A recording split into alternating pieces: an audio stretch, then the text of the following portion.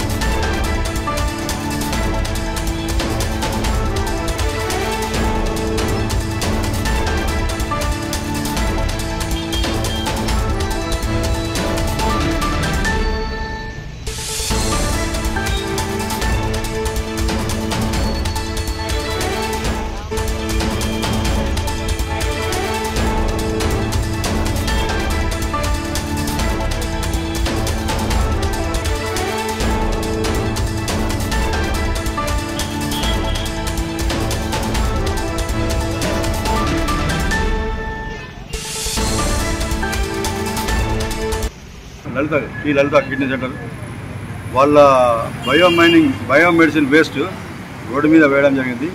అది చాలా ప్రమాదకరమైనది. అది రోడ్డు మీద వేయకూడదు.